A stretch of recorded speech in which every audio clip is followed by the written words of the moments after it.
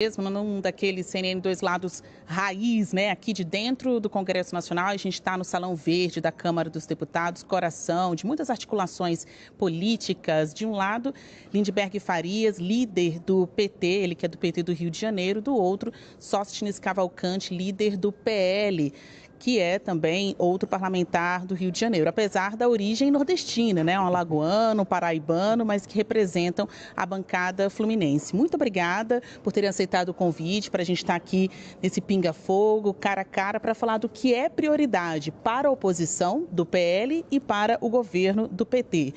Olha, direto e reto, o presidente Lula vai ser impeachmentado? Impeachment necessita um conjunto de fatores. Indisposição política existe já. Economia indo muito mal também acontece. E povo nas ruas, isso ainda não está acontecendo. E a prática de crime, que para mim, o pé de meia, o que o TCU já falou sobre esse projeto, que era uma boa ideia, mas não tinha a devida autorização, já é crime de responsabilidade. Então, falta só o ingrediente para acontecer. Que ingrediente, líder? O ingrediente é povo na rua. Líder, é caso de impeachment, o ano começou com essa palavra. Olha, na verdade é uma tradição golpista dessa oposição bolsonarista. Tentaram dar o golpe em 8 de janeiro e agora continuam. O Lula foi eleito, tem que exercer o seu mandato. Sabe por que eles estão lançando isso? Porque eles querem mudar de assunto. O assunto em 2025 vai ser a prisão de Bolsonaro. A PGR está para concluir a denúncia, vai começar o julgamento, aí vai aparecer a Operação Punhal Verde e Amarelo, o plano para matar Alexandre de Moraes. Não foi qualquer coisa. É importante que a gente saiba. Um plano para matar Lula, Alckmin, anular as eleições. Tem depoimento do comandante do Exército do Bolsonaro, do comandante da Aeronáutica do Bolsonaro, dizendo que o Bolsonaro queria anular as eleições, tinha uma minuta do golpe. Naquela minuta eles não falavam em assassinar, falavam em prender. Então 2025 vai ser marcado por isso. A oposição inventa essa proposta do impeachment sem base, sem lastro. Esse negócio do pé de meia é importante entender. Essa turma da oposição não pode prejudicar 4 milhões de estudantes brasileiros que recebem R$ 200 por mês e mais 1.000 no final do ano. É um programa importante para evitar a saída dos estudantes do segundo grau e não teve crime nenhum, porque foi tudo autorizado pelo Congresso. É uma operação privada, 2 fundos, um fundo garantidor, um fundo de crédito estudantil que já tinha dinheiro e passaram para o FIPEM, que é o fundo do PDB. Não tem problema algum, tanto é que foi aprovado tudo pelo Congresso Nacional. O processo de impeachment requer razões políticas, jurídicas. Aqui a gente tem a oposição apontando já um crime de responsabilidade, algo que motivou processos de impeachment anteriores. Mas também falta um outro ingrediente, que é o aval do presidente da Câmara dos Deputados, novo presidente Hugo Motta, que está com esses pedidos na mão ou na gaveta? Não, o presidente acaba de sentar na cadeira. A gente não pode fazer prejulgamento do presidente Hugo Motta agora. Eu imagino que este é um processo natural da política, como disse. Eu acho que ainda falta o ingrediente dos 2 impeachments que já vivemos no Brasil, que é o povo às ruas, e quando isso, e se vier a acontecer, porque ninguém segura o povo, que é o supremo poder de uma nação, nós precisamos entender de que isso acontecendo está mais ou menos configurado. A decisão do presidente é uma atribuição única e exclusiva do presidente Hugo Motta, que nós iremos respeitar. Agora, quem está acusando o crime de responsabilidade fiscal não é a oposição, não. Quem está dizendo e quem se atentou para isso é o TCU, que é um órgão de fiscalização de Estado, não somos nem nós. Nós não havíamos atentado para isso. Se há ilegalidade, o governo tem que se explicar. É o TCU. O papel nosso de oposição é fiscalizar. Se o TCU sinaliza que houve problema no pé de meia, que nós entendemos, inclusive votamos, porque entendemos que o estudante brasileiro merece e precisa, jamais iremos contra nada que beneficie a população brasileira. Agora, nós não podemos e não temos aqui freio para segurar o TCU no que eles estão exercendo o seu trabalho também de fiscalização de Estado. É como se o presidente da Câmara ficasse segurando ali uma corda, né? Ele que dá o ritmo, se solta ou não esse processo de impeachment, algo que aconteceu ali em 2016 com o Eduardo Cunha, em um momento de rompimento daquele comando da Câmara dos Deputados com o governo da ocasião. A ex-presidente Dilma Rousseff acabou sendo impeachmentada. Dá para dizer que os climas são semelhantes? Gente, isso é um factoide. É para desviar do assunto, do julgamento do Bolsonaro pelo Supremo. Olha, o TCU não tem nem decisão de mérito. Foi uma decisão de um ministro, que sempre quando tem uma decisão liminar, é referendada pelos outros. Mas vai ter a decisão de mérito e não tem nada. Agora, vamos lá. A gente tem que se preocupar com a pauta concreta do povo. Nós estamos querendo priorizar, esse ano, a isenção do imposto de renda até R$5 mil. Conto com o seu voto, Sóstenes. Com certeza. Pois é. Não só terá meu voto, como nós sempre defendemos redução de impostos. Essa é uma proposta que vai atingir 85% dos brasileiros. Eu fico contente que os sócios do PL apoiem também essa proposta. Vai ter que cobrar dos 0,1% mais ricos, porque tem que haver uma compensação. Um tributo de 10%, sócio, não é nada demais. Esse é um projeto importante, porque vai sobrar mais dinheiro no bolso do trabalhador. Porque você está pagando 27,5% de imposto de renda, aquele é um dinheiro que sobra. Sobre isso é importante dizer também, Basília, no primeiro ano do governo Lula, o aumento da renda do trabalhador foi de 11,7%. Sobrou dinheiro no bolso do trabalhador, porque voltaram várias políticas. Valorização do salário mínimo, tinha ficado congelado no Bolsonaro e no Temer. Com Lula, em 2023, teve a inflação e mais 4,5%. Agora o aumento foi de 7,5%. Nós estamos com o menor desemprego desde 2012. Fechamos no ano com 6,6%. No último trimestre, 6,1%. Isso é algo muito significativo. A economia está crescendo, pessoal. O mercado dizia que a economia ia crescer 0,8%. Cresceu 3,2% em 2023. Vai crescer mais de 3,5% em 2024. Os números estão para sair. Então a gente quer cuidar dessa pauta também, que é a vida do povo. E por falar na vida das pessoas, e realmente é a pauta mais importante, né? O que as pessoas querem, o que elas estão sentindo, tem o problema da inflação do alimento. Porque apesar da melhora no seu poder aquisitivo, né, na variação mais positiva da renda do brasileiro, o que ele está fazendo com esse dinheiro? Está dando para comprar comida? Como vocês da oposição irão explorar essa pauta neste 2025, lembrando que é um ano que antecede as eleições presidenciais, a gente está falando de algo muito popular, que é o que entra na casa das pessoas e vai para a mesa do brasileiro. Nós estamos falando justamente da vida do dia a dia do brasileiro. O cafezinho é a nossa primeira refeição.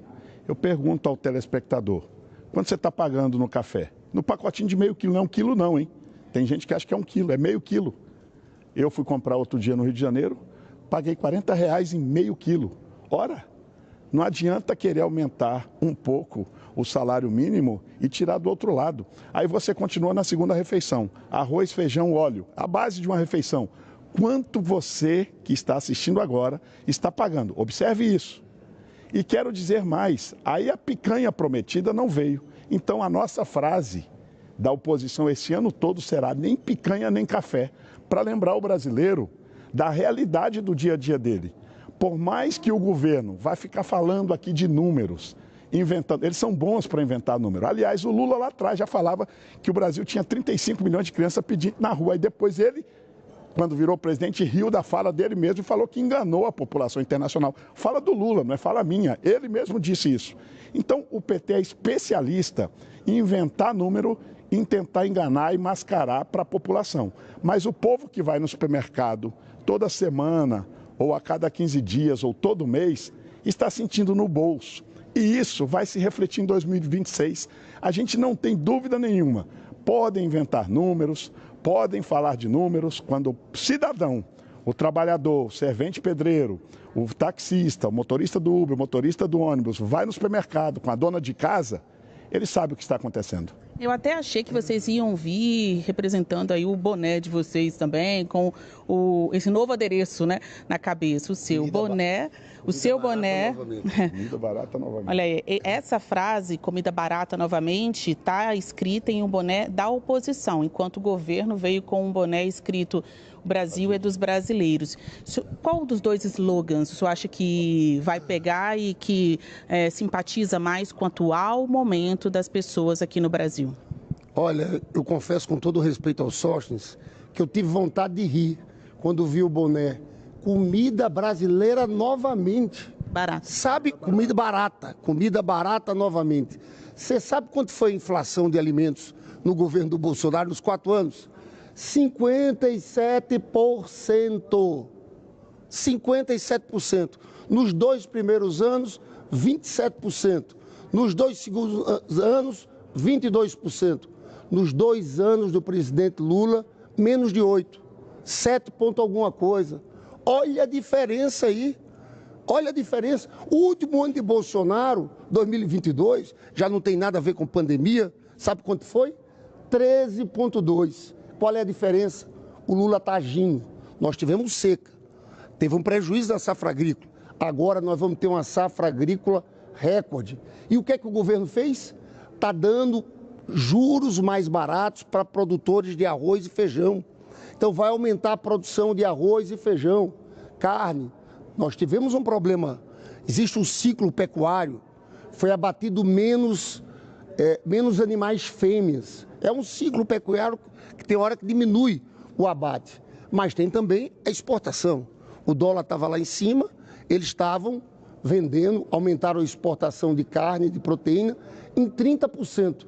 E o Lula está achando formas de combater isso. O bom é que a gente tem um presidente que está preocupado com o preço da carne, com o preço do feijão, com o preço do café, coisa que não aconteceu antes. Bom, o governo tem certeza que vai conseguir reduzir o preço dos alimentos ainda neste ano, enquanto a oposição, vocês ouviram aí, acha que ainda será uma pauta muito presente nos debates eleitorais do ano que vem. Agora, eu vou mudar de assunto e tratar do projeto de lei da anistia, que é aquele que prevê um perdão para as pessoas condenadas pelo 8 de janeiro. Esse texto foi aprovado na Comissão de Constituição e Justiça aqui da Câmara dos Deputados, inclusive presidida por vocês do PL, né, no ano passado, mas o presidente da ocasião, o presidente da Casa, Arthur Lira, decidiu mandar para uma comissão especial. Em outras palavras, este assunto está congelado e é também o que mais divide oposição e governo aqui na Casa. Sóstenes, o que vai acontecer? Vocês vão destravar esse tema? Já começaram a falar com o Hugo Mota sobre isso? Não, nós tivemos só uma reunião ontem com o presidente Hugo Mota, não conversei sobre isso com ele, até porque não há necessidade de conversar com o presidente por enquanto. O que nós precisamos agora é conversar com os demais líderes para fazermos o mapeamento dos votos e no momento em que nós avaliarmos que temos os votos para produzir e uma correção de uma injustiça praticada pelo excesso de punibilidade de condenações de 17 anos acima de traficante de drogas para senhoras idosas, mães de filhos menores, que sequer depredaram patrimônio público. Estiveram numa manifestação, algumas podem ter até entrado dentro do patrimônio público de forma invasiva, mas jamais deveriam ser condenadas a 17 anos. Nós precisamos corrigir estas distorções. Muitas delas, senhoras religiosas com terço na mão, com a Bíblia na mão, que estavam fazendo parte de uma manifestação. E houve um excesso de punibilidade, não houve o devido processo legal, essas pessoas não têm foro especial para responder no STF. São dessas injustiças que se trata a anistia, que nós precisamos corrigir, de pessoas de bem que estão sendo condenadas a 17 anos de cadeia sem uma prática de crime correlacionado a uma punibilidade desse tamanho.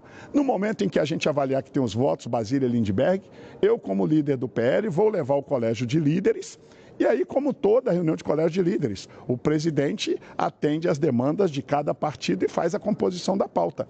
E este é um debate que, por mais que possa ter acirramento e a contrariedade da esquerda e do governo, faz parte da democracia. E a democracia é o seguinte, a gente pauta o assunto, quem tem votos ganha, quem não tem votos perde. E eu tenho convicção que nós vamos construir o momento político ideal, correto, para ter esses votos e fazer justiça a algumas centenas de pessoas que estão sendo injustiçadas no Brasil, até porque a esquerda, quando houve práticas de crimes anteriores, na época do governo militar e da ditadura, usaram o mesmo expediente de anistia.